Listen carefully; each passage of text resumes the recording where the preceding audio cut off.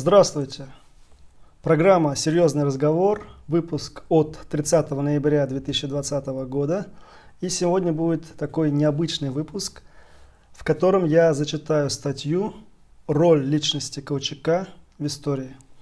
Эта статья основана на воспоминаниях Заки Валиди Тагана, и она была написана в ноябре 2017 года, то есть 3 года назад. После известных событий 16 сентября 2017 года, а именно митинга в поддержку башкирского языка, который был в Уфе. На тот момент я жил в Подмосковье, и данный факт данного митинга и все, что происходило на моей родине, в Башкортостане, послужили основанием для того, чтобы я углубился в историю и в результате этого написал данную статью. Предлагаю ее вашему вниманию. Итак, роль личности Колчака в истории. В этой статье я хотел бы раскрыть одну интересную тему через призму роли личности в истории. И этой личностью будет Колчак. Начнем с его биографии. Колчак Александр Васильевич родился в 1874 году в Санкт-Петербурге. В 1888-1894 годах отучился в морском училище. Далее он занимался научной работой. Участвовал в русской полярной экспедиции. В ходе русско-японской войны участвовал в обороне Порт-Артура, дослужился до адмирала. Что касается политических взглядов Колчака, то до марта 1917 года его монархизм совершенно бесспорен. В частности, Смирнов М.И. в книге «Адмирал Александр Васильевич Колчак во время революции в Черноморском флоте» пишет: «Колчак был предан престолу и отечеству. Известие об отречении государя его крайне огорчило, и он считал, что отечество идет к гибели». После революции Колчак свои монархические взгляды не афишировал. Позиция адмирала в вопросе об отречении царя оказала серьезное влияние на его особую популярность в белом движении как военачальника, незапятнанного так называемым грехом февраля. Так называемый верховный правитель и верховный главнокомандующий адмирал Колчак провозгласил 3 первоочередные задачи. Первое. Укрепление и повышение боеспособности армии. Второе. Победу над большевизмом. Третье. Возрождение и воскресение погибающего государства. Естественно, только после победы над большевизмом.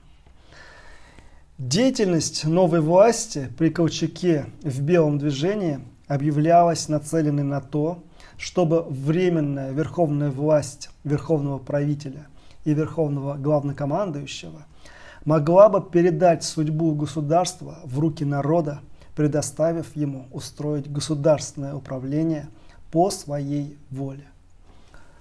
В 1919 году, находясь на посту верховного правителя России, Колчак отменил празднование годовщины февральской революции. Были запрещены митинги и манифестации в ее честь на том основании, что рано подводить итоги революции, приведшей в итоге к большевистскому перевороту. Залезть в мысли другого человека невозможно. Однако можно сделать предположение о его взглядах на основе слов и поступков. Что значит быть монархистом после смерти царя и всех его наследников? Смерть царя и его семьи произошла в результате расстрела большевиками в 1918 году в Екатеринбурге. Значит, истинный монархист должен не сильно любить большевиков и стараться одержать победу над большевизмом. Также стоит отпомнить, что Колчак – русский офицер, выходец из дворянства, и его предки и он не были бедными. Из этого следует, что качество жизни его и его семьи было на довольно хорошем уровне. И, скорее всего, он хотел сохранить монархию, то положение, что существовало при царе. Рискну предположить, что мозг Колчака ассоциировал хорошую качественную жизнь именно с тем, что было у него при царе, и, соответственно, эмоционально выступал за то, чтобы вернуть все, как было до революции. Он готов был делать тактические шаги, идти на разные союзы, но стратегически он хотел именно вернуть все обратно, чтобы все было как и до революции. Здесь этот момент является ключевым. В глубине своей души Колчак хотел вернуть все обратно, чтобы все было как до революции. Это значит вернуть царя, вернуть Российскую империю как унитарное государство. Царь уже убит, но необходимо укрепить армию, чтобы с помощью этой армии победить большевиков, возродить погибающее государство именно в форме империи как унитарное государство. Также рискну предположить, что Колчак имел тайное желание стать диктатором, неким аналогом царя. И здесь появляется Заки Валидов со своим башкирским правительством, верными ему башкирскими полками, с Башкирской республикой, с газетой «Башкурдистан», которая начиналась словами «Да здравствуют Соединенные Штаты России», и который вместе с белым атаманом Дутовым, Комучем и другими входил в антибольшевистскую оппозицию. Эта антибольшевистская оппозиция видела Россию федеративным буржуазно-демократическим государством. Забегая вперед, скажу, что было время, когда в Оренбурге сидело одновременно 3 правительства – башкирское, казахское и уральских казаков. И эти правительства были объединены идеями создания 3 республик – башкирской, казахской и казаков. Причем здесь Заки Валиди? Ведь статья о Колчаке. Именно такой справедливый вопрос может возникнуть у читателя. Дело в том, что в книге «Воспоминания» в Валиди сохранились интересные детали определенных событий, которые непосредственно связаны с одним решением Колчака, которое стало, если не ключевым, то одним из ключевых в истории гражданской войны и всей последующей мировой истории. Ну, по крайней мере, истории России, данного государства.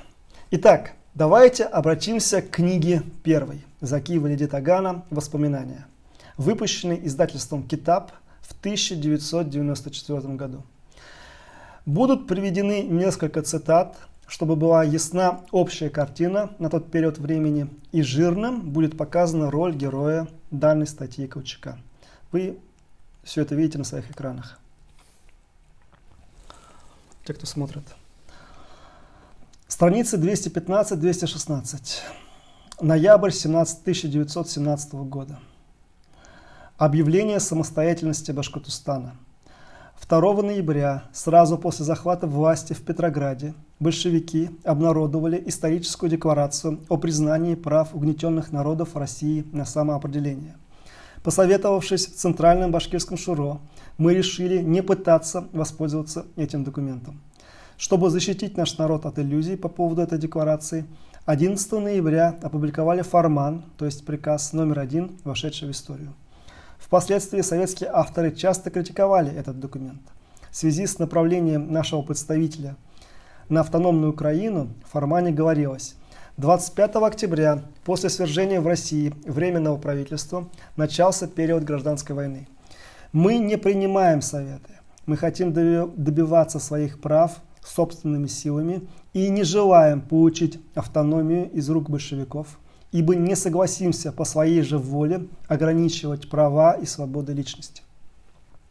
Позже, после подписания соглашения с большевиками, Ленин сам расспрашивал меня об этом фармане. Я ответил ему: да, приказ написал я. Тогда он отражал понимание нашим народом сущности национального суверенитета.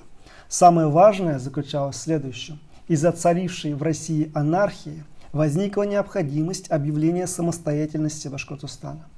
В тот период ни один из мусульманских народов не объявлял о своей самостоятельности. Дело обстояло именно так. Прошло 4 дня после опубликования этого фармана, и 16 ноября, по новому стилю это 29 ноября, мы официально объявили Башкортостан автономной республикой, сформировали национальное правительство. В кантонах началось формирование национальных воинских частей. Юнуса Бигбова, интеллигента, выходца из народной среды, избрали председателем правительства. Мне были поручены внутренние дела и формирование войск. В обращении к народу, опубликованном по этому поводу, мы объявили и о том, что достигли взаимопонимания с Украиной и послали туда своих представителей. В обращениях, направленных на Украину и гданским казакам, я бы сейчас сказал бы в Украину, и гданским казакам, мы упоминали, как 210 лет назад украинцы во главе с Мазепой, донские казаки во главе с Булавиным восстали против царя Петра Великого. А башкиры, боровшиеся за свою свободу под предводительством Мурата Султана, а затем Ибрагима Султана, установили союз с донским казачеством. О том, что эти обращения вызвали благоприятные отклики, мы узнали позднее. После Башкортостана самостоятельными республиками объявили себя Крым, затем Туркестан по старому стилю 24 декабря, спустя некоторое время Азербайджан и Казахстан. Страницы 220-223. События ноября 1917 февраля 1918 года.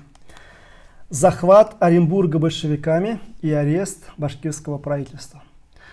Более 2 месяцев оренбургские казаки во главе с Дутовым вели борьбу против большевиков, которые удерживали в своих руках Уфимскую и Самарскую губернии. Но и среди казаков имелись коммунисты. Башкирские войска еще не обрели боевую готовность, и положение наше было довольно шатким. Поэтому мы предпочитали ни во что не вмешиваться. Наконец, 18 января, по новому стилю, который советское правительство приняло как раз в начале этого года, большевики захватили Оренбург. Представитель Тургайской губернии Галихан Бухихан и другие казахские интеллигенты вынуждены были бежать в Восточный Казахстан, в город Семипалатинск.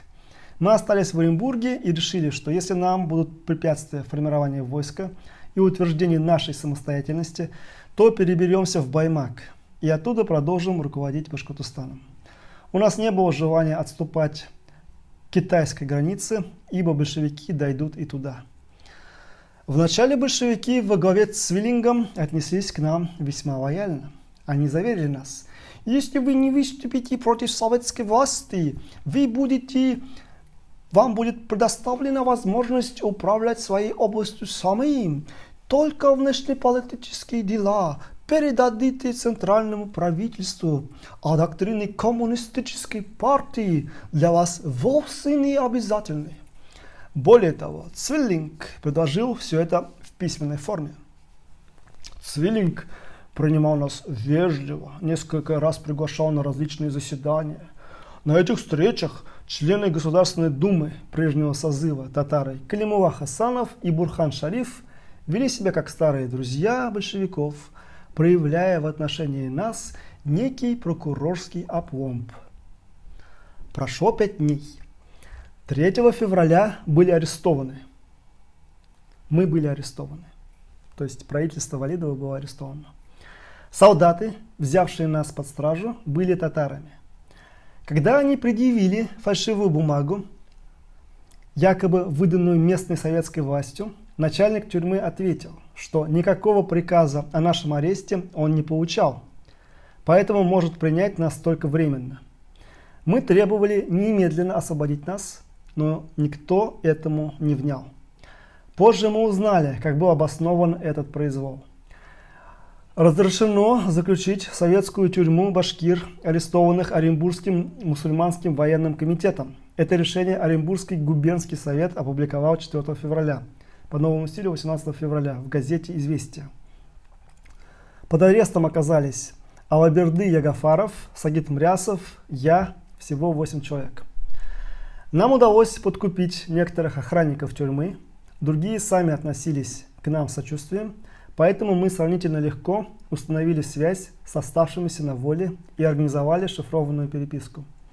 Тем временем пришло сообщение, что Амир Карамышев сколотил в горах отряд из добровольцев, вступил в связь с оренбургскими казаками и замышляет совместный налет на город. Страницы 224-225. Событие происходит в апреле 1918 года. Побег из тюрьмы. В ночь с 3 на 4 апреля поднялся какой-то шум. Оказалось, на Оренбург казаки совершили налет, в котором принимал участие и отряд Амира Карамышева. До самого утра из тюрьмы выпускали арестованных казаков и башкир. Я сидел в одиночной камере в глубине тюрьмы, поэтому до меня не смогли добраться. Шума и гамма было много. Мне казалось, что я слышу и обрывки башкирской речи, но наши не сумели освободить меня и стали отходить. Когда они удалились, начальник тюрьмы открыл дверь моей камеры и сказал: «Бегите и вы, но никому не говорите, как выбрались отсюда». Лишь спустя 4 месяца, когда Оренбург был освобожден от Советов, начальник тюрьмы сам рассказал, как было дело. На требование башкирских солдат выпустить меня он ответил, что ключ от камеры находится не у него, поэтому открыть ее невозможно. Те пригрозили: «Если не раздобудешь ключ и не освободишь Валидова, мы вернемся и убьем тебя». На дворе апрель, а я во всем зимнем, на ногах валенки, как и был приведен в тюрьму в начале февраля. Снег тает. Любому маломальски внимательному человеку нетрудно догадаться, что я вышел из тюрьмы. Иду, грохочет пушечная пальба, пули свистят совсем рядом, некоторые дома горят. На улицах валяются трупы, и приходится шагать осторожно, чтобы не наступить на них. Вдруг чей-то окрик: «Стой!» Это был красный солдат. Подходит ко мне и говорит: «Вы арестованы». Он повел меня в тесный двор какого-то дома, оттуда еще куда-то, и все молчал, только шепнул: «Не бойтесь». Наконец он привел меня в дом, расположенный отдельно на пустыре, неподалеку от железнодорожного моста. Там же находился один из моих соратников, Сагит Мрясов, освобожденный из тюрьмы раньше меня. Это был дом известного татарского литератора Ямаледдина Валиди, а солдат, приведший меня сюда, оказался его родственником. Мои друзья, вырвавшись из тюрьмы, дважды посылали людей, которые должны были найти и освободить меня. Но только третья попытка оказалась успешной. Этот парень и сумел благополучно доставить меня сюда. Страница 238-240. События происходят в мае 1918 года. Мятеж чехословаков и восстановление башкирского правительства. 27 мая произошло важное событие. Челябинск заняли части восставшего чехословацкого корпуса и за одну ночь захватили железную дорогу между Челябинском и Омском. В ходе мировой войны этот корпус покинул австрийское войско и перешел на сторону русских и должен был теперь при оружии возвратиться на родину. Царское правительство расположило их по железной дороге на Урале и в Западной Сибири в военных эшелонах. После того, как большевики совершили революцию, Россия подписала мир с Германией, Чехословакии подняли мятеж с целью свержения большевистского правительства, в котором видели врагов. Весть об этом пришла к нам из Челябинска. Об этом же рассказал Талха, вернувшийся со станции Чумляк. Мы восприняли это как начало поражения большевиков. Укрепилась надежда: если, опираясь на партизанские отряды, создадим национальную армию, то сумеем, наконец, изгнать большевиков из своей родины. В пору Великой революции за короткое время создали в 2-3 местах партизанские отряды, провели Уфимское и Костанайское совещание. Теперь вот готовы присоединиться к восстанию чехословаков. Их штаб-квартира в Челябинске разместилась в нескольких вагонах.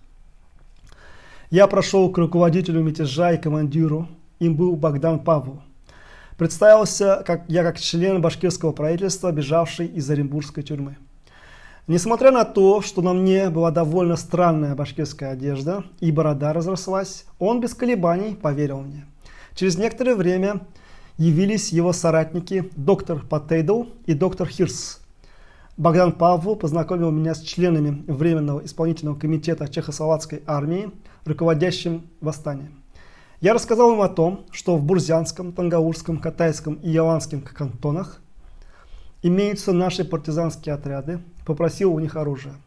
Они согласились удовлетворить нашу просьбу, решили предоставить под наше правительство здание в центральном районе города. Я был поражен таким доверием ко мне и теми обещаниями, которые они давали.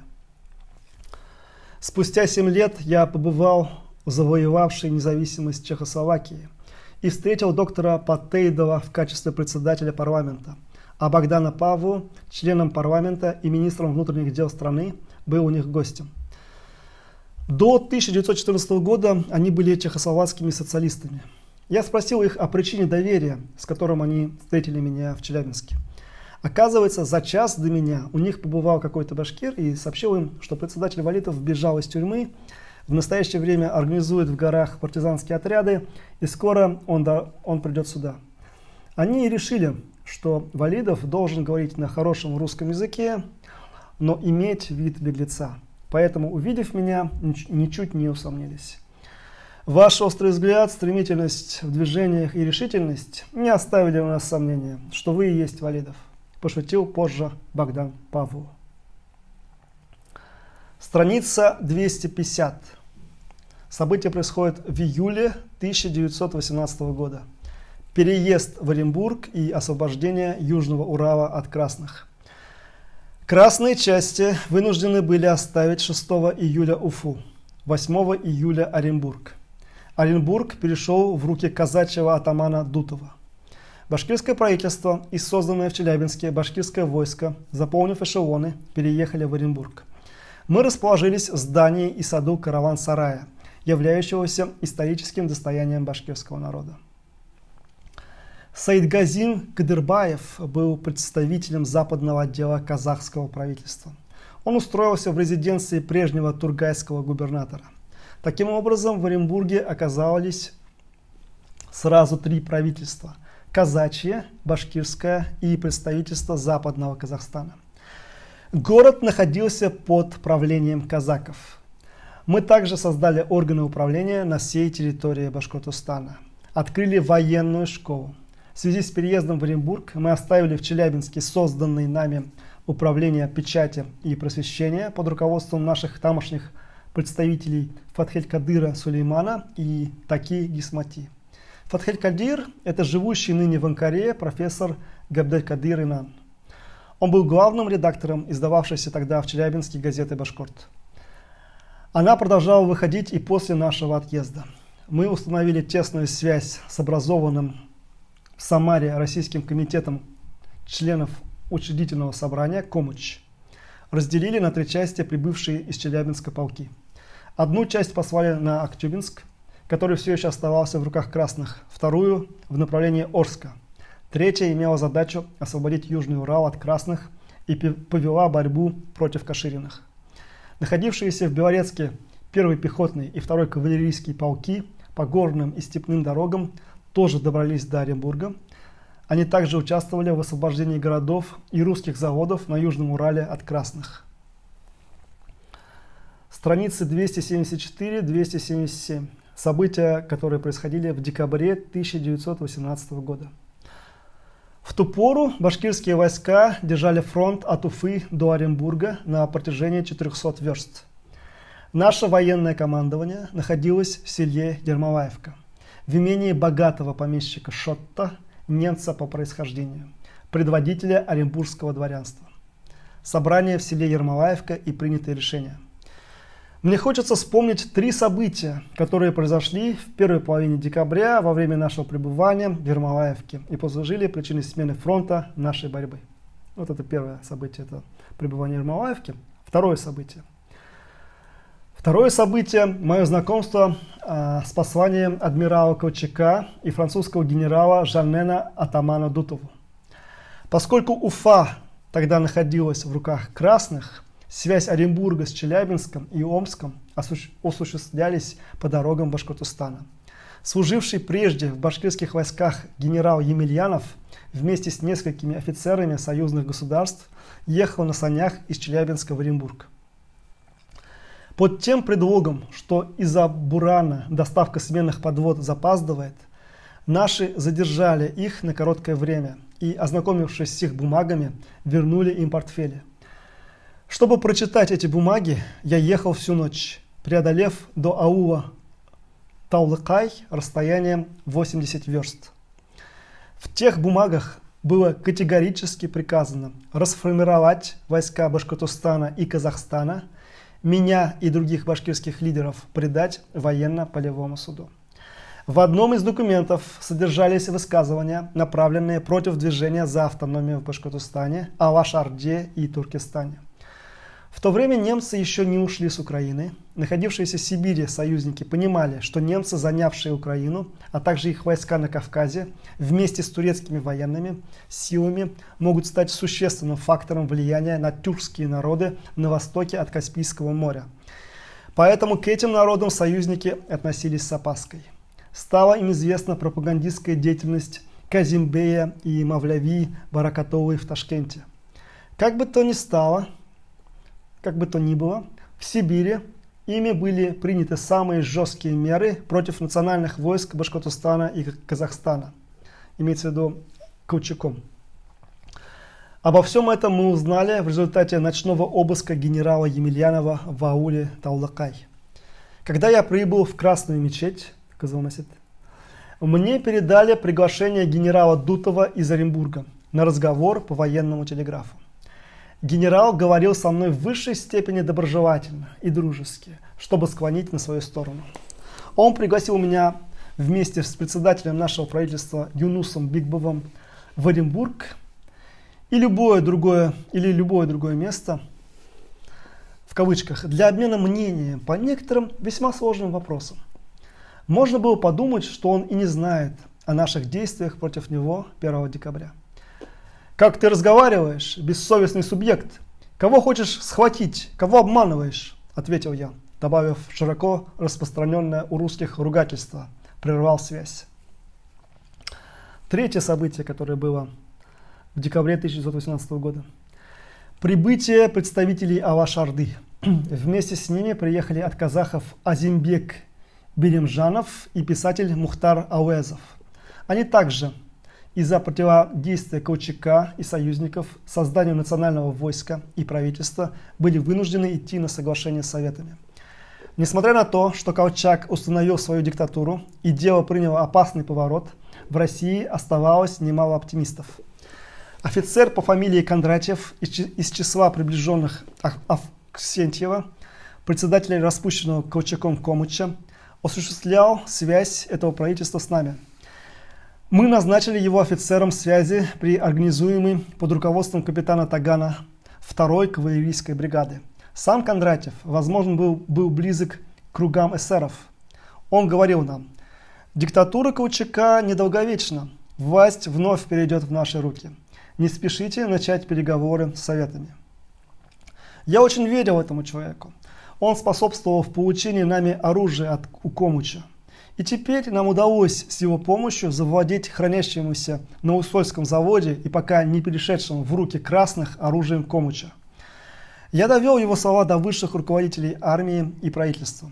Но все высказались в том духе, что ждать низвержения Колчака и продолжать воевать на его стороне бессмысленно. Что русская нация испытывает упадок духа, а всякие полумеры не дают надежды на успех. Кондратьев с нашими приветами отправился к скрывавшимся от Колчака членам Комыча. Страница 278-282. Период конец 1918, начало 1919 года. 15-месячное сотрудничество с Советами. Решение об установлении мира с Советами и продолжение военных действий. На тайных переговорах с представителями Казахстана мы подробно обсудили условия перехода на сторону Советов и пришли к общему согласию. В случае, если Оренбург перейдет в руки красных, члены казахского правительства должны оставаться в городе, а затем поехать вместе с нами в Москву. В Алаш-Орду мы послали председателя Юрматынского кантона Габдулу Ильяса. Чтобы оповестить о наших планах, туркестанские организации направили в Ташкент в качестве нашего тайного агента Абдельхамида Арипова. Позднее он станет военным министром бухарского правительства. 15 декабря мы отправили в органы Советов Уфы члена нашего правительства Мулаяна Халикова и Хайреддина Сайтова, снабдив их официальным документом. Командование войсками Советов не спешило начинать переговоры с нашими представителями. 23 января 1919 года пришло известие о том, что союзники признают большевиков и вмешиваться во внутренние дела России не будут. А с 15 февраля готовы начать переговоры с Советами на Принцевых островах Турции, неподалеку от Стамбула. Это сообщение вызвало у нас большое беспокойство. Чтобы ускорить начало переговоров, мы направили еще одного представителя. В последние годы в советской печати были опубликованы условия соглашения, предложенные 1 января в Уфе Мулаяном Халиковым, подписано мной. По этим условиям Башкортостан имеет полную самостоятельность во внутренних и экономических делах. Башкирские войска подчиняются советскому командованию, но всю внутреннюю жизнь определяют сами. Строительство коммунизма в республике не обязательно. Председатель Уфимского совета, фанатичный коммунист Ельцин, те условия не принял. Страх перед башкирской армией заставил Ленина и Сталина дать по телефону приказ о подписании названных условий соглашения. По их требованию башкирские войска должны в обязательном порядке принимать участие в войне против белых. По случаю признания Советов 23 января союзниками я распространил 11 февраля секретный приказ среди высших чинов войска от имени правительства Башкортостана. Этот приказ был опубликован в новой советской печати «История Башкирии» советского историка Типеева. Там были и такие слова. Союзники прекратят военные действия против Советов. В этих условиях каждый должен поступать по своему усмотрению. Отныне белые не будут нам давать ни денег, ни оружия. Своих представителей послали на Принцевы острова и Колчак, и Дутов, и Деникин. В связи с этим башкирское правительство направило заместителя его председателя доктора Куваева, Габдаршита Бигбалова, Хайреддина Сайтова, Каругасова и Мулаяна Халикова в 5-ю армию Советов для заключения перемирия с его командованием. Несмотря на то, что переговоры начались еще 22 ноября, благодаря твердой дисциплине в рядах башкирского войска и единству в рядах членов правительства, никакие компрометирующие нас документы в руки белоказаков и чехословаков не попали. И все же они что-то подозревали. 16 января мы послали офицера Чанышева и Хидията Сагадиева к чехам просить оружие и военное снаряжение. Несмотря на противодействие Колчака и Дутова, они удовлетворили нашу просьбу. Первыми на сторону Советов должны были перейти 1, 2, 4 и 6 полки, находившиеся под Златоустом. 3-й полк был вынужден остаться в рядах колчаковцев. С 22 ноября по 18 февраля в течение 3 месяцев шли тяжелые бои, в которых красные полки несли большие потери. В этих боях я участвовал и сам. 15 декабря мы перевели свой штаб из Ермолаевки в район Каноникольского завода и находились там до самого перехода на сторону красных. Во время ночного налета на АУ Юлдыбай, что рядом с Красной мечетью, полностью был разгромлен кавалерийский полк красных. В начале февраля 1919 года, когда мы стояли в ауле Кулгуна, к нам прибыли из Казахстана 2 представителя, имена которых уже позабылись. Эти двое привезли письмо от Ахмеда Байтурсуна из Тургая, вели с нами переговоры о том, как обстоят дела с переходом на сторону Советов. По их мнению, ныне речь может идти о переходе на сторону красных, лишь правительство Западного Казахстана, так как Восточный Казахстан вынужден оставаться в подчинении колчаковского генерала Белова. Я написал письмо Ахмеду Байтурсуну и Алихану Букейхану. Эти письма, содержание которых я сам позабыл, оказались позднее в архивах Алаш-Орды и были опубликованы красными. Оказывается, я там писал следующее. Собираемся в ближайшие дни перейти на сторону Советов. Отправили к ним своих представителей. Ждем ответа на свои требования. Вы должны знать, что переход на их сторону – мера вынужденная. К этому вынуждает нас крайняя враждебность Колчака. Другого выхода у нас нет. Мы останемся верными нашим национальным принципам, соглашением с правительством Алаш-Орды. Сами понимаете, что и при достижении мирного соглашения с Советами доверия к ним нет. Верить им на слово нельзя. Может быть, поэтому однажды придется от них отделиться и продолжить начатую против них борьбу. Через тех представителей мы еще раз выразили пожелание, чтобы для мирных переговоров с Советами прибыл и Ахмед Байтурсун, чтобы из уст в уста передать руководителям Западного Казахстана срок нашего перехода на сторону Советов. 18 февраля в Тургай вместе с этими представителями был направлен поэт Саидгарей Магазов. 18 февраля мы вернулись в Кананикольск. Таким образом, наш переход на сторону красных был согласован с казахами. Это было очень важно, ибо казахи и сами понимали, если при слабой организации своих войск попытаются самостоятельно перейти на сторону советов, возникает угроза их уничтожения. Кроме того, мы верили, что если приедем в Москву вместе с казахами, позиции наши будут более прочными и переговоры пойдут успешнее. Пока мы занимались проблемами партии, события получили ускоренное развитие. 21 января казаки отступили от Оренбурга. Орск также перешел в руки красных. Мы оказались в положении полном окружения. Поскольку фронт мы держали прочно, на нас не нападали с малыми силами. Самым тяжелым для нас обстоятельством в ту пору было положение 3-го башкирского полка, который остался в подчинении Капеля на севере железной дороги между Уфой и Златоустом. Лишь время от времени отдельные люди в штатском приносили от него сообщения. Я отправил приказ командиру полка Тагану расформировать полк и распустить солдат по домам. Страница 283-287. События происходят в феврале 1919 года. Переход на Советский фронт. Политику и программу красных хорошо знал наш народ. К тому же мы воевали против них. Поэтому убедить войска и членов правительства в одночасье перейти на сторону Советов было делом нелегким. Чтобы сведения о наших планах не просочились в стан врагов, ведение переговоров мы скрыли от войск. Нужно было задуманное воплотить в жизнь очень быстро. Более того, в один и тот же день объявить о своем решении войскам и совершить переход. Генерал Акулинин писал позднее в своих воспоминаниях, что оренбургским казакам этот шаг давался чрезвычайно трудно. А вот вера башкирских войск и народа в свое правительство, а главное в меня, позволила нам совершить переход в организованном порядке. Однако переговоры в Уфе, которые длились уже больше месяца, вызывали у нас серьезные опасения.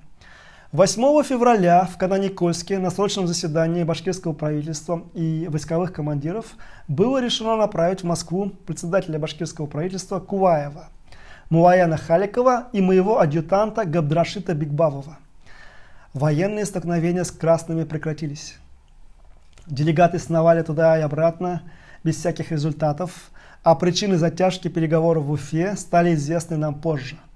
Исходя из своих политических интересов на Востоке, Ленин и Сталин положительно оценили наше желание перейти на сторону красных и отдали на этот счет приказ командованию 5-й Красной Армии и Уфимскому губернскому комитету. Но из-за настороженного отношения командования 5-й армии к башкирскому войску, фанатизма советских и партийных руководителей Уфимской губернии, приказы Ленина и Сталина не выполнялись. Тормозили дело и сторонники татарского коммуниста Шемигулова, выступавшие против любой формы национальной независимости, а теперь выдвинувшие требования разоружить наши войска без каких-либо условий и наказать руководителей башкирского правительства. Касающиеся этих событий документы опубликованы в советской печати. В собрании сочинений Сталина имеется его ответ на вопрос Шемигулова на съезде Коммунистической партии в 1923 году. Почему с Валидовым не покончили одним ударом? Чтобы поскорее завершить затянувшиеся в Уфе переговоры, Центральный комитет РКПБ направил из Москвы известного коммуниста Мирсаита Султангалиева. После совещания в Уфимском губернском комитете он известил о положении дел штаб Восточного фронта в Симбирске и Москву. А к нам вместе с одним из наших делегатов послал верного себе татарского коммуниста Галимьяна Аминова. Совет Султангалиева, переданный нам через этого человека, кстати, такого же приверженца национальной идеи, как и сам Султангалиев, заключался в следующем. Пусть не переходят, пока не будут завершены переговоры. Пусть не спешат. Если дальнейшее ожидание станет невозможным, им надо идти не в распоряжение командования 5-й армии, а в распоряжение 1-й, штаб который находится в Оренбурге. Видимо, в Центральном комитете прознали про этот дружеский совет Султангалиева. Известно, что в 1937 году перед расстрелом на вопрос «Был ли ты связан с Заки Валиди?» он ответил «Да». Во время беседы в Кананикольске Галимзян Аминов, в отличие от фанатичных членов коммунистической партии, советовал: «Не спешите с переходом. Командование Красной Армии придает большое значение башкирам как воинственной нации». То же самое он говорил в приватных беседах с башкирскими и татарскими офицерами наших войск. Позже, во время встречи в Москве, Аминов вспоминал те вьюжные дни в Кананикольске и рассказывал, какое впечатление произвели на него убежденность и вера офицеров, о том, что он говорил по этому поводу советским руководителям по возвращении в Уфу. Словом, национальные деятели татар и башкир, независимо от того, на стороне ли красных они были или на стороне белых, придерживались единых взглядов. 11 февраля в Кананикольске состоялось второе экстренное совещание правительства и войсковых командиров.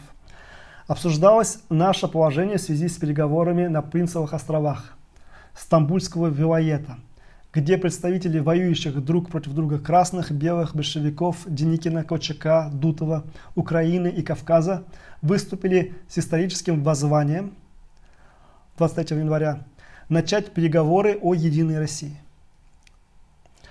Речь на совещании шла также о враждебном отношении к нам адмирала Колчака, о приемлемости предложений Советов, заверяющих нас в том, что они не будут покушаться на нашу самостоятельность и национальные войска. Назначили время перехода на 10 часов утра 18 февраля. Через советского представителя Галимзяна Аминова и сопровождавшего его нашего делегата мы известили об этом командование 1 и 5 армий. Благодаря единству и сплоченности в наших рядах мы сумели скрыть свои секретные планы от противника, хотя подозрения у него, кажется, имелись. Были силы, которые вполне могли препятствовать нашему переходу на сторону красных. О переходе мы сообщили авангарду наших войск за 2 дня, арьергарду за 1 день, до намеченного срока. Войска приняли это решение спокойно. Я собрал офицеров, сказал им, что не желающих переходить не стану принуждать. Они получают месячное жалование, коня и оружие и могут уйти к тем белым генералам, под началом которых хотели бы служить. Эту возможность и спросили для себя некоторые очень близкие мои соратники: Шагибек, Узбеков, Гани, Карамышев, Исмагил Шарипов. Такие люди сражались против красных с чувством огромной ненависти и потому не хотели вступать с ними ни в какие отношения. Не убедив солдат, что переход через линии фронта утром 18 февраля является для нас единственной альтернативой, невозможно было направить туда ни одну воинскую часть, иначе это выглядело бы как приказ идти в огонь на верную гибель. Я решил первым перейти линию фронта. Вместе с верным своим вестовым Ахметьяном, 2 унтер-офицерами и несколькими бойцами охраны мы приблизились в 10 часов утра к линии фронта Первой советской армии и сообщили об этом командиру полка. Навстречу вышли красные офицеры. За мной двигался 1-й батальон 1-го кавалерийского полка. Когда эта операция была завершена, я пришел к командиру полка и поговорил по телеграфу с представителями находившегося в Оренбурге командования 1-й армии. Мне было предложено прибыть в Оренбург утром следующего дня. 19 февраля в полдень я уже был в Оренбурге и встретился с командиром 1-й Красной армии Гаем, который оказался армянским партизаном. Он предложил мне самолично следить за переходом наших полков и вновь отправиться на фронт вместе с его офицерами, что я и сделал. 20 февраля полки на моих глазах перешли на сторону красных. Я наблюдал за движением войск, сидя в санях, запряженных парой лошадей, а еще 2 моих верховых коня были привязаны сбоку. Приветствуя солдат, я с трудом сдерживал слезы. Многие солдаты плакали. Когда переход закончился, я припал к плечу вестового Ахметзяна и зарыдал навзрыд. За всю свою жизнь я не плакал так, как тогда. Мы пожертвовали идеалами свободы и демократии.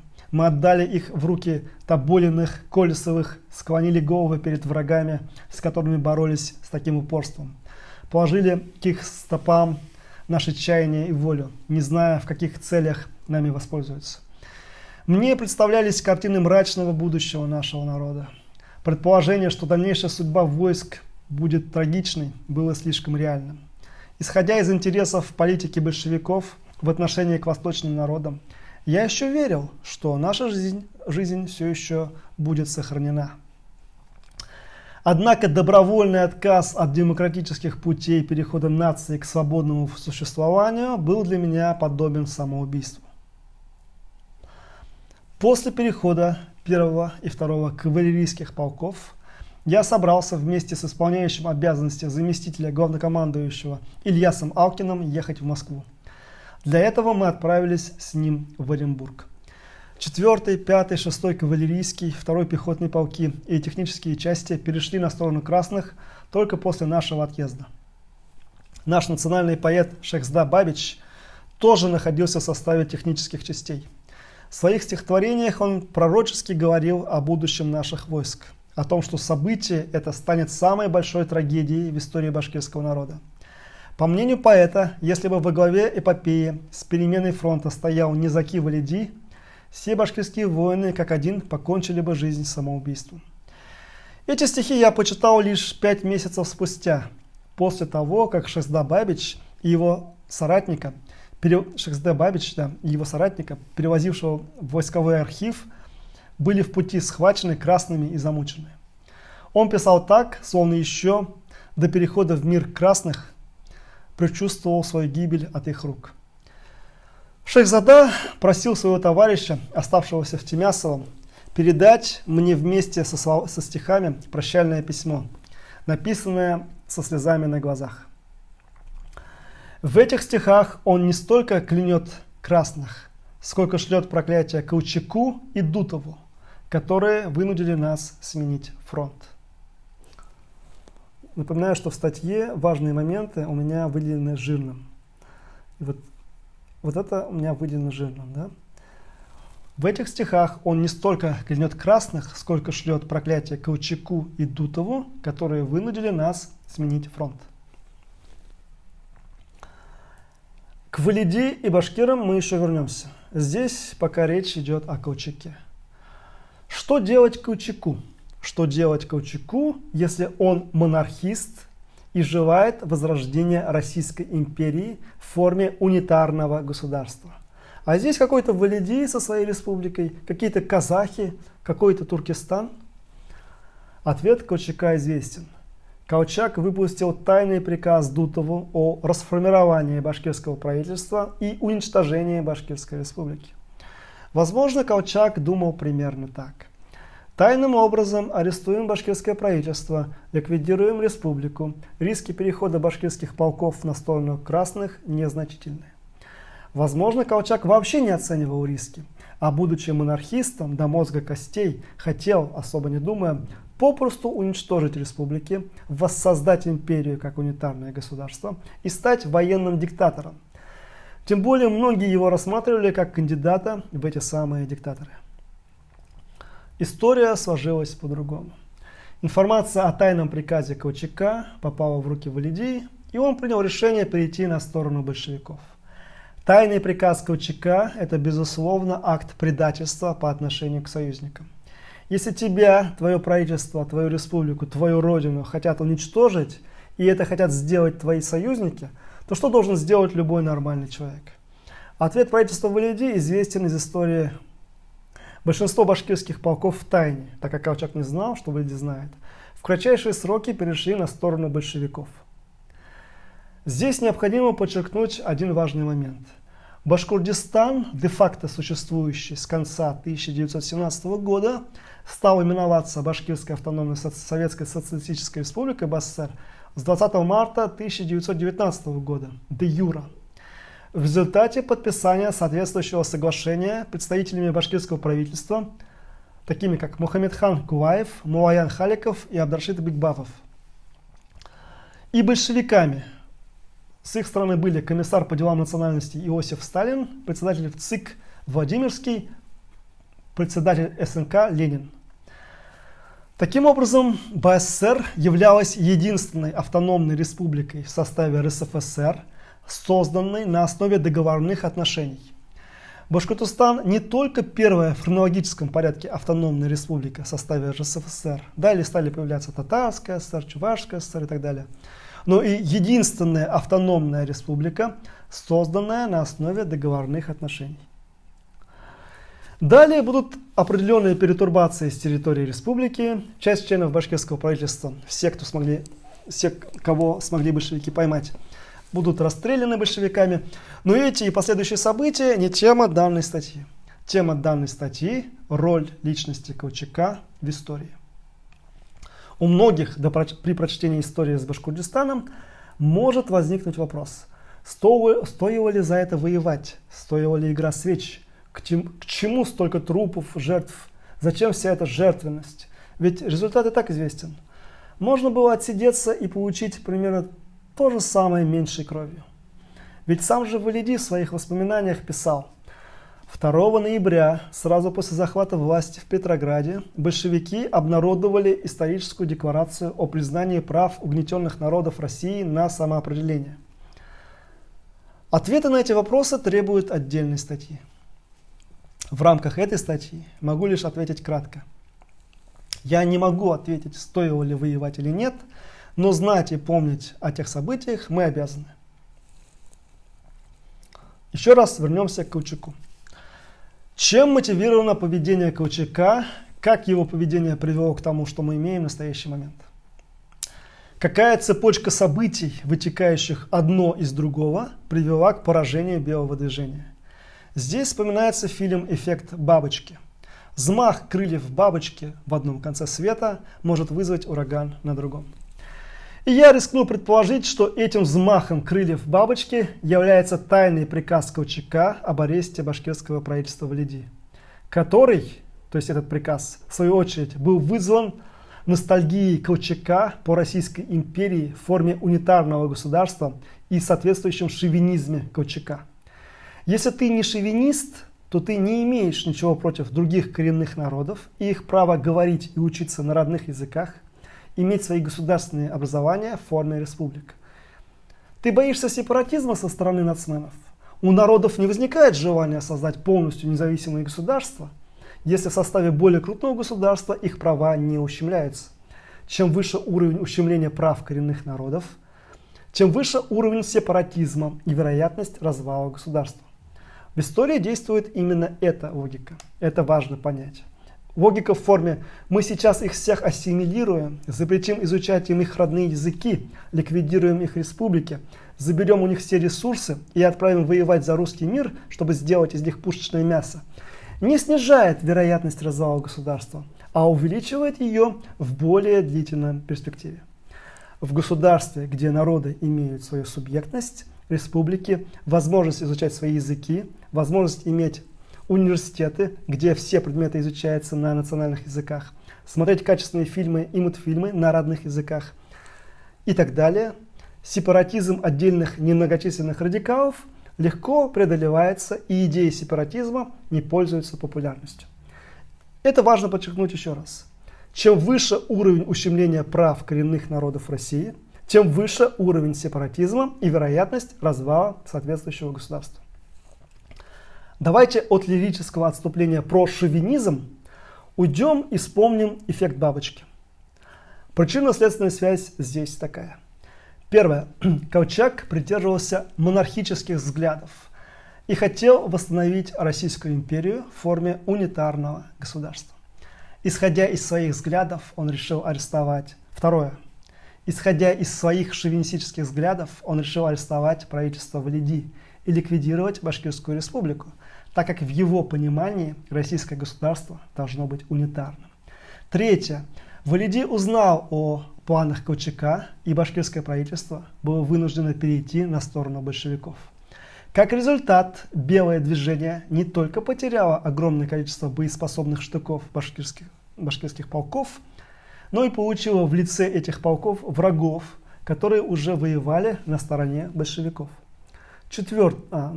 Продолжение третьего пункта. Справедливости ради, надо отметить, что не все башкирские полки действовали по указанию правительства Валиди. Башкирские полки под руководством Суфия Курбангалеева были до конца на стороне белого движения. Но основная численность башкирских полков была именно под руководством Валиди, и они перешли на сторону большевиков. Четвертое. Казахи, также из-за противодействия Колчака, созданию казахских войск и казахского правительства, были вынуждены идти на союз с большевиками. Пятое. Из-за союза правительства Валиди с большевиками, так же как и необходимости казахов, прошу не путать казахов и казаков. В данном случае речь идет про казахов. Пятый пункт еще раз. Из-за союза правительства Валиди с большевиками, так же как и необходимости казахов пойти на такой союз, расклад сил поменялся, и белое движение начало терпеть поражение. Шестое. Как результат, Колчак с остатками преданных ему войск должен был отступать на восток через Сибирь. За вагоном Колчака шел золотой эшелон под чешской охраной. Как бы то ни было, в Иркутске чехословаки арестовали Колчака и выдали повстанцам, то есть большевикам. Колчак был убит в 1920 году в Иркутске. Атаман Дутов был убит в 1921 году в Китае. Думаю, стоит немного написать про Чехословацкий корпус. Итак, Чехословацкий корпус – это национально-добровольческое воинское соединение, сформированное в составе российской армии в годы Первой мировой войны, в основном из пленных чехов и словаков, бывших военнослужащих австро-венгерской армии, выразивших желание участвовать в войне против Германии и Австро-Венгрии. Здесь я попытаюсь объяснить логику поведения Чехословацкого корпуса. Почему они снабжали башкирские полки оружием? Вот два эпизода про оружие из воспоминаний Валиди. Первый эпизод. Май 1918 года. Валиди пишет: «Я рассказал им о том, что в Бурзянском, Тангаурском, Катайском и Яланском кантонах имеются наши партизанские отряды, попросил у них оружие. Они согласились удовлетворить нашу просьбу, решили предоставить под наше правительство здание в центральном районе города. Я был поражен таким доверием ко мне и теми обещаниями, которые они давали». Второй пункт. Январь 1919 года. Пишет Валиди: «16 января мы послали офицера Чанышева и Хидията Сагадиева к чехам просить оружие и военное снаряжение. Несмотря на противодействие Колчака и Дутова, они удовлетворили нашу просьбу». То есть, несмотря на то, что Колчак и Дутов были против, чехи и словаки дали оружие. Для снабжения войск Валиди оружием Чехословацким корпусом было, по моему мнению, несколько причин.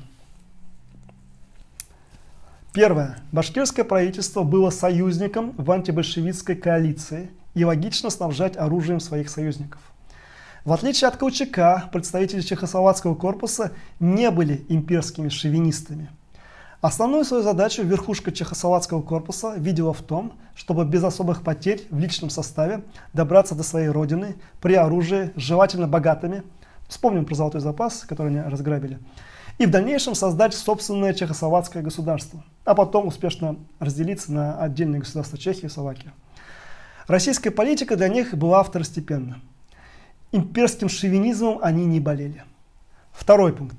Чехия и Словакия не имели собственных государств, а жили под гнетом Австро-Венгерской империи и прекрасно ощутили на себе все прелести, в кавычках, состояния угнетенности и подчиненного положения. То есть национальный гнет. Да? Они сами понимали, что это такое. Австро-Венгрия использовала население захваченных территорий чехов и словаков как пушечное мясо в войне с Россией. По этой причине они могли испытывать некое чувство солидарности с башкирами, которые также находились в подчиненном положении в рамках Российской империи как унитарного государства. Ну и также, возможно, использовались иногда как пушечное мясо. Третье. Чехия и Словакия попали в плен в российскую армию, и Российская империя хотела, чтобы они воевали против их Австро-Венгерской империи, на стороне которой также воевали другие чехи и словаки. То есть логика у солдата Швейка, тут я делаю отсылку к соответствующему известному произведению Ярослава Гашека, логика у солдата Швейка была такая: я сдался в плен, спасибо, что не убили, но теперь идти умирать ради вашего государства, стрелять в тех, среди которых полно других чехов и словаков, которые воюют на стороне Австро-Венгрии. То есть, это, понятное дело, им не нужно. Следующий пункт, который объясняет, почему чехи и словаки снабжали башкирские полки оружием. Чехи и словаки попали именно в плен в российскую армию. К башкирам чехи и словаки в плен не попадали. Логично предположить, что человек лучше относится к тем, кто к нему относится на равных. Человек хуже относится к тем, кто является шовинистом и смотрит на него свысока. Башкиры относятся ко всем в целом на равных. Напоминаю, что башкиры являются составным этносом, и среди башкир есть представители и европеоидной, и монголоидной рас, что исключает расизм у башкир. Следующий момент. Резюмируя, хочу сказать, что я не знаю, каким Колчак был военным, но по моему субъективному мнению, он как политик, стратег, идеолог, человек, который должен объединять вокруг себя граждан, а не разделять, является полным нулем. Он имел шовинистические взгляды и видел Россию исключительно как унитарное государство. Он хотел, чтобы государство, территория которого составляла 1/6 часть суши, управлялось одним лицом, диктатором, и видел себя в этой роли. Человек имеет полное право иметь любые взгляды и мысли. Человек имеет право в своих мыслях быть шовинистом. Мысли преступления на настоящий момент никак не наказываются. И Колчак, как обычный человек и даже как монархист, имел полное право в своих мыслях быть шовинистом, быть сторонником унитарного государства, не любить, в кавычках, диких нацменов, тем более исповедующих чуждую ему религию. Обычный человек и рядовой монархист имеют полное право иметь все эти шовинистические мысли. Человек не несет ответственности за свои мысли. Человек отвечает за свои слова и поступки. И вот здесь ключевой момент. Колчак, как лидер белого движения, как в кавычках верховный правитель и верховный главнокомандующий, который ставил своими задачами укрепление и повышение боеспособности армии, победу над большевизмом, возрождение и воскресение погибающего государства, не имел никакого права пойти на поводу своих шовинистических унитарных взглядов и не имел права издавать приказ о ликвидации всех республиканских правительств и расформировании их вооруженных формирований, в том числе башкирской армии. Чтобы было четкое понимание ситуации, повторю несколько фактов по состоянию на середину 1918 года. Первое. Необходимо понимать, что после того, как казаки Дутова и отряд Амира Карамышева помогли Валиди бежать из тюрьмы в Оренбурге, Валиди был лично обязан атаману Дутову. И Колчаку надо было сильно постараться, чтобы Валиди перестал доверять Дутову. Второе. Башкирские войска самостоятельно держали фронт в 400 километров от Уфы до Оренбурга. Третье. Чехословацкий корпус поднял мятеж против большевиков и присоединился к антибольшевистской коалиции. Четвертое. В Оренбурге оказалось сразу 3 правительства – казачье, башкирское и представительство Западного Казахстана. Они видели Россию как федеративное государство с соответствующими республиками.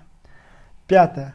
Существовал антибольшевистский Комуч, который приступил к формированию собственной так называемой народной армии.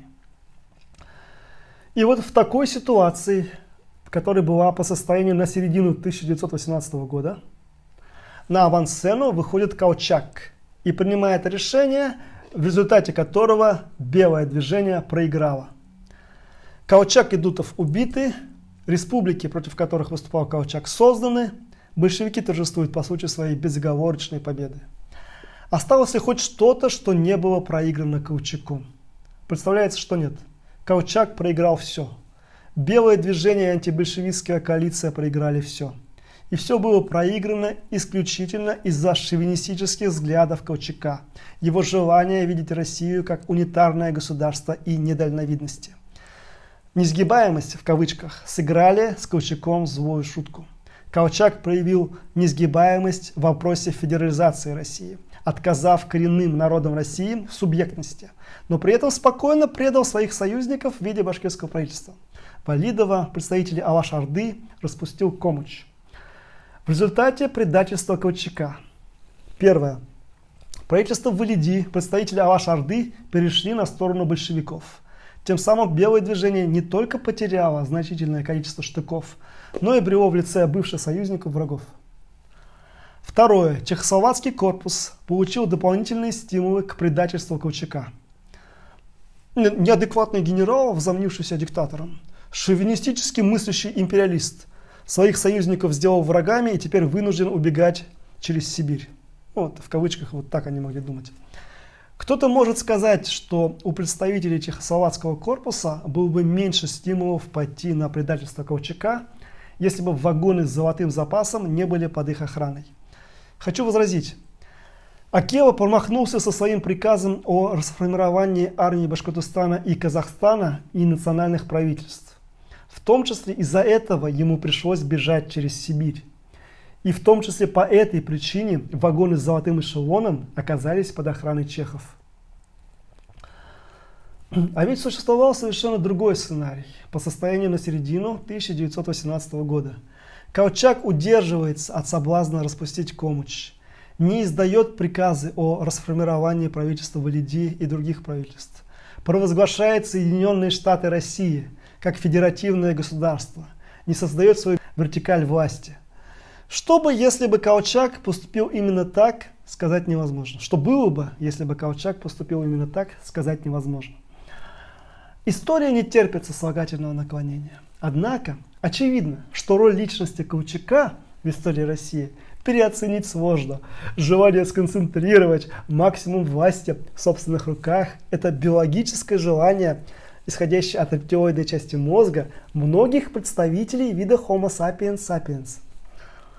Но цивилизация специально создала институты государства, разделение властей, федерализм, чтобы помогать обуздывать животные инстинкты власть имущим индивидам. Личные взгляды первых лиц, однако, продолжают влиять на судьбы народов даже в 21 веке. Послесловие. Какая мораль из всей этой истории? Не будьте шовинистами, и будет вам счастье. Ну и в конце такой смайлик. Уважаемые слушатели, зрители, вы ознакомились с статьей, которая называется «Роль личности Колчака в истории». Автором данной статьи является Амангильдин Шамиль Тагирович. Вы видите контакты Амангильдина Шамиля здесь. В частности, вы видите электронную почту bashkortization@protonmail.com. Если у вас есть какие-либо пожелания Шамилю, также если вы хотите поддержать проект по переводу видеоконтента на башкирский язык, то есть мультфильмов, фильмов, вы можете это сделать. Вы видите все необходимые реквизиты и так далее.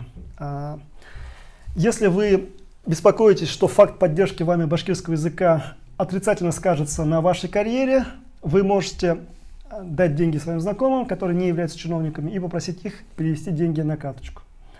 Если у вас есть какие-то рекомендации для Шамиля, для YouTube-канала Bashkortization, вы можете анонимно их написать вот на эту почту. bashkortization@protonmail.com. Также вы видите прочие контакты и так далее. Так. Это была статья «Роль личности Колчака в истории» для программы «Серьезный разговор» от 30 ноября 2020 года. Если у кого-то возникнет желание опубликовать эту статью на каких-либо ресурсах, вы также можете обратиться к Шамилю по тем контактам, которые я обозначил выше. Эти же контакты будут в описании к данному видео. Спасибо большое за внимание. Желаю вам всяческих успехов. До свидания.